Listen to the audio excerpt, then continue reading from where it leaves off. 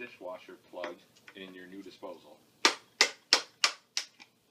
there it goes. Well, the previous garbage disposal let all the smoke out of the motor. Once that happens, it's dead.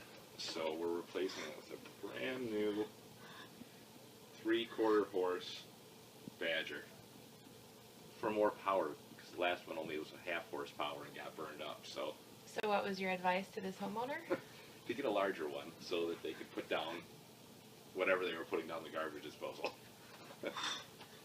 So is this a do-it-yourself job, or is this a bring in a professional job?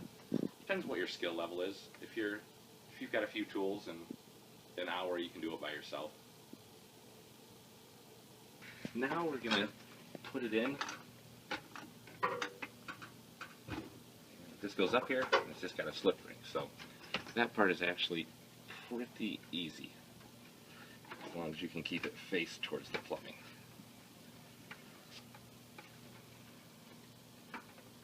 Got that tight. And then we're just going to hook up the lines. We've got this is the line right here for the dishwasher. And that's one of the little tricks you got to make sure you do, is knock that plug out that I just showed earlier. If you don't knock that plug out, your dishwasher won't drain and will flood your kitchen. And I've seen that missed before. Yeah, you can connect the hose on without knocking that plug out. It's kind of a silly way they do it, but you just have to, it's hidden on the inside so you wouldn't see it. It'd be nicer if it was on the outside, but that's just how they do it. So that should be good there. Then we'll just tighten the ring up here. I don't know if you can see that. Make sure that's good.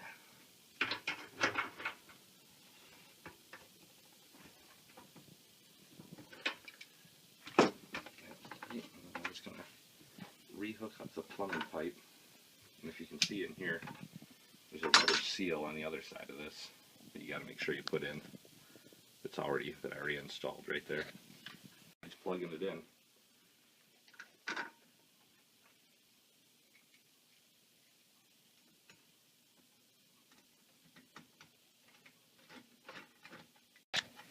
The only other thing too, once we are done tightening this up, some of these fittings may have loosened up, so we'll tighten those up so they're not leaking.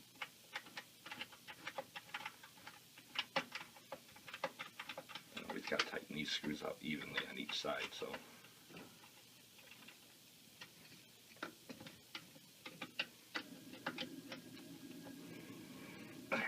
That should be good. And then that switches off. So we'll just plug, it's plugged into up here. Some are hardwired in, some are plugged in. You just have to use what you have for that. So that's important to have the water running, but first we're going to make sure all this is tight. So the water is what lubricates it and makes it not overheat and burn up.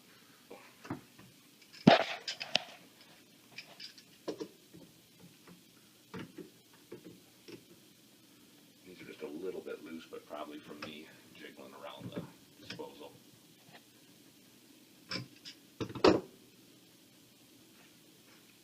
Cash, give me this one zip tie out of the truck. We're just going to put a safety zip tie on here so this never will fall off of here ever. I'm going to double check the dishwasher connection here. That should be it. In just a second we'll start it up.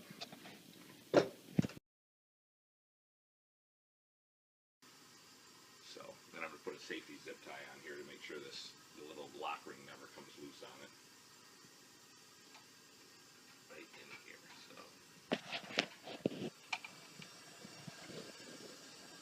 Let's put it around that bolt. Put it through here. This isn't part of the instructions, but.